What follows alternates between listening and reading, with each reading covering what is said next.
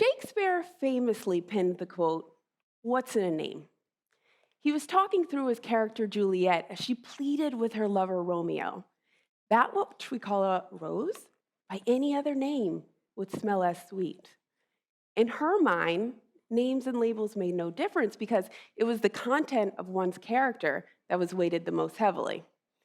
And I've learned through both personal and professional research that nothing is farther from the truth. My obsession with names first stemmed from my eldest daughter's birth. I wanted to give her the best chance at navigating an at times biased society, and I knew that a name could be consequential for a child's trajectory in life because of a common research methodology used in my field. In audit studies, researchers create fictitious resumes that are identical, except for they affix different names to the tops of each one. After which, they send these resumes out to real jobs and companies, and they assess the percentage of callbacks received depending on which name applied for the position. So when it came time to name my eldest daughter, my quirky professor brain kicked in, and I decided I needed a research study to find her the best name that would offer her the most success in life. Seriously, I had 1,000 survey takers from across the nation assess each of my name choices on just how competent, likable, and hireable they perceived a person with that name to be. With little sentimentality, the scientist in me chose the name that rated highest across all measures of my study. True story. Now, if you're a parent of more than one kid, you may understand why by the time it got to the second kid, he didn't receive the same rigorous investigation. There was no research sample or empirical investigation for my son. Instead, we named him Kingston, which was reminiscent of his ancestral past. So instead of thinking with the logical, analytical left side of my brain, we wanted something more meaningful and symbolic. Both my husband and I have Caribbean roots, so naming him Kingston tied him to a history that we never wanted him to forget. My obsession with names and labels progressed even further when we started to understand the power and complexity of racial labels. So in one-on-one conversations with white counterparts at networking events, I would refer to myself as Black, and in response, they would refer to me as African American. It was as if they were replacing Black for African American so not to offend me. Now, there are technical differences between the two labels, where Black is more of a global term and African American refers solely to residents of the United States, but colloquially, within this country, we treat the two interchangeably. And I certainly wasn't offended by the use of either one, but I did find my counterpart's behavior to be strange. After multiple interactions like this, I started to wonder whether there was a stigma inherent in the Black label that I was missing. So the researcher in me set out to test whether white people perceive Black people differently than African Americans. In a series of studies that I collected with Sarah Townsend, Catherine Phillips, and James Carter, we created fictitious application forms that were identical, except for in one, we identified the candidate as Black, and in the other, we identified the candidate as African American. The results shocked me. The white participants who evaluated the African American candidate were twice as likely to believe that that candidate belonged in a managerial position rather than the same exact candidate, but who was described as Black. The African American label led participants to believe there was a completely new candidate, one who was more competent, educated, and worthy of a higher salary. This is like $8,000 that we're talking about for this label.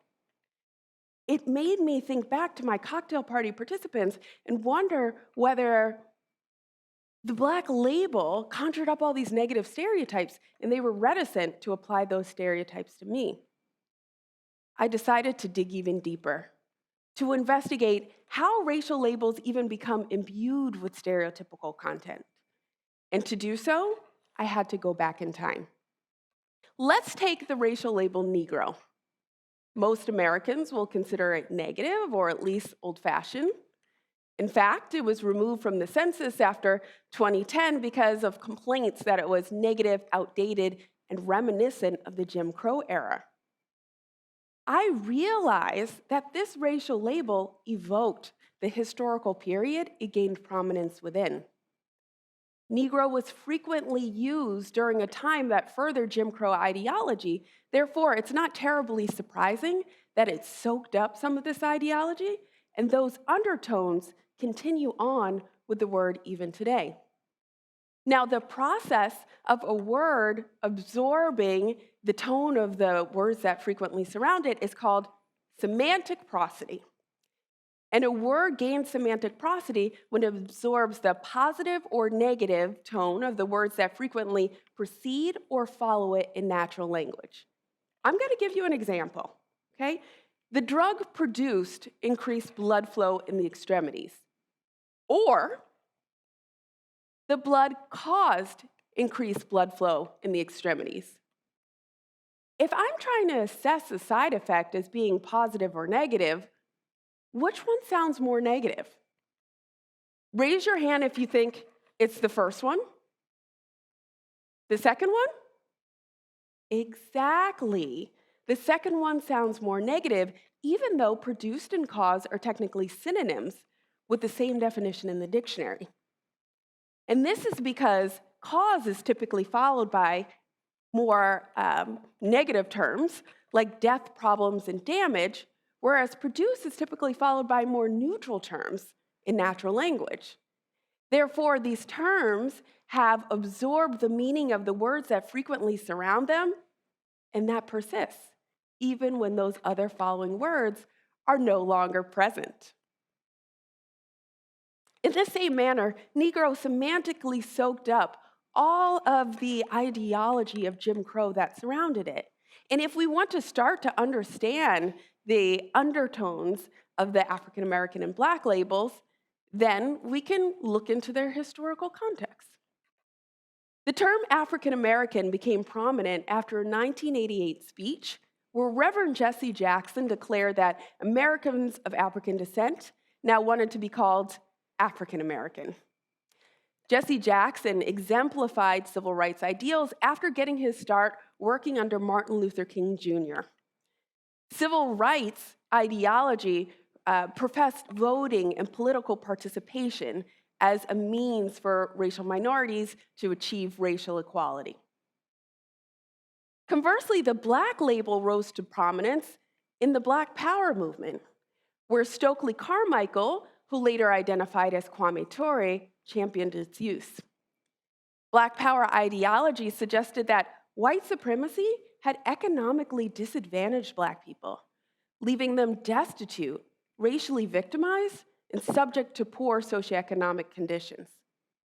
Now let's go back to this idea of semantic prosody, because my colleagues and I collected and analyzed over 40 years worth of op-eds in major US newspapers and found that paragraph segments containing the term Black were more frequently surrounded by language reminiscent of the Black Power movement, whereas those containing the term African American were more frequently surrounded by language reminiscent of the civil rights movement.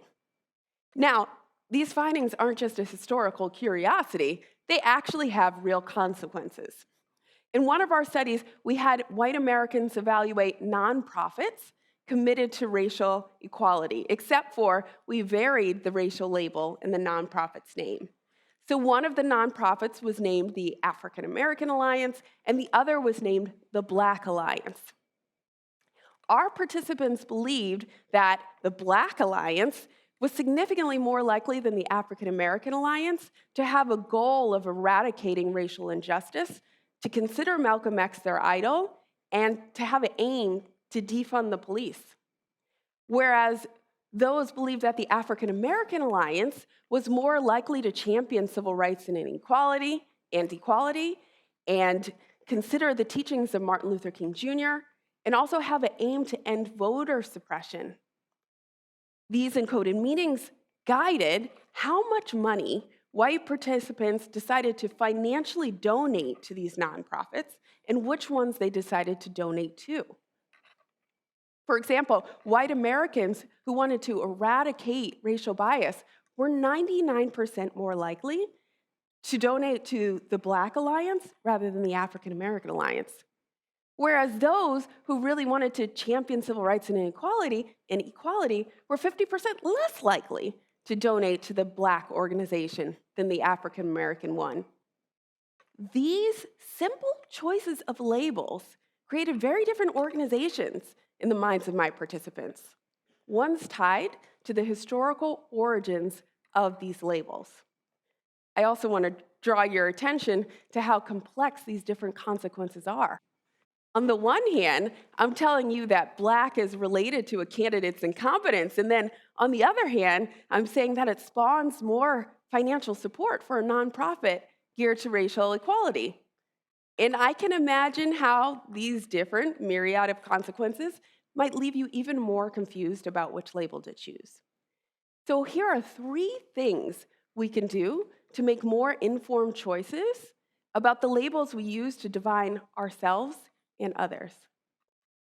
First, to understand the symbolic associations of a racial label, we can situate the label in history. An easy and fascinating way to do this is to use Google's Ngram viewer, which charts the use of the label over time. Take the label Latinx, a gender-neutral term used to describe a descendant of Latin America. When was this label used most frequently?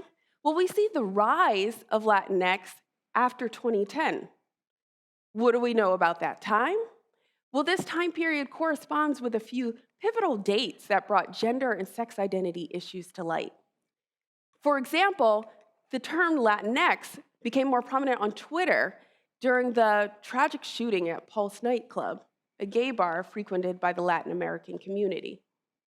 And what does this tell us about current customs and norms? Well, on the one hand, Latinx is still a relatively rare word in comparison to Hispanic, Latino, or Latina. I think this may speak to the marginalization of non-binary people. But on the other hand, the X in Latinx reads well in English, but it flows so awkwardly in Spanish. Latinx, one of the predominant languages of the people that it professes to label. The second thing we can do is disaggregate the label. When we categorize people into a group, we believe that they're categorized for a reason, and that the people within the group share more in common with each other than they do with people outside the group. So labels can be broad, think BIPOC, AAPI, and Latinos, or they can be more specific. Think Black, Pacific Islander, and Nicaraguan. Often the more specific label is more meaningful, but that's dependent on the context of its use. So if I wanted to talk about the disadvantages faced by non-whites, I could use the term BIPOC. But often what we find is that the subgroups do not face the same consequences as the broader group. For example, even though the AAPI label is touted as the model minority because of their high median income, we find that the median income for Pacific Islanders is even less than the US national average. So in this case, using broader group labels, AAPI, rather than specific group labels, Pacific Islander, may blind us to the struggle of the specific group. Third and finally, allow people to choose their preferred label. This with the caveat that you'd be repeating a racial label, not a racial slur. And this method takes the anxiety out of knowing which label to choose. Think back to my cocktail parties where I describe myself as Black. It also allows the self-labeler to reduce the stigma associated with their label.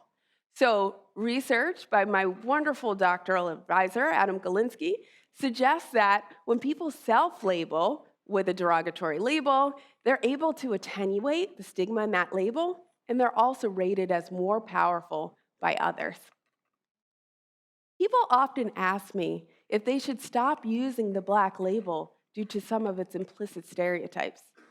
And my answer to that is a resounding no. The Black label transports me to a point in time where the words that surrounded that label signified dignity, unity, and beauty. I'm an 80s baby, but it teleports me to the 60s and 70s with buy Black signs and Black is beautiful signs. Back to the music of Marvin Gaye and Tammy Terrell, music that nourishes my soul.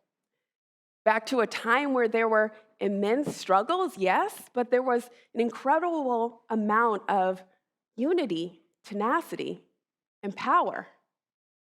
Now, you'll recall that when naming my own children, I wanted to give my daughter a name that would shield her from bias, but that also tied my son to a cultural path that would nourish his life and guide him in the future. This tension is no different for racial labels. I may have to contend with a world that will box me in when I label myself Black, but that label also makes me nostalgic for a cultural past that only my elders experienced. So I'm going to leave you with a simple solution.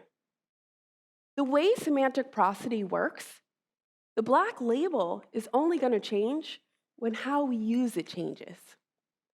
When Black is used to describe professor, president, and vice president, our lexicon will adapt and soak up the positivity of those surrounding words.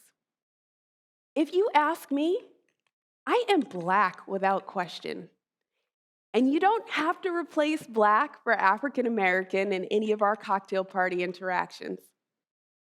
But until we truly embrace the Black label as a symbol of education, intelligence, and poise, mark my words that a rose will never smell as sweet. Thank you.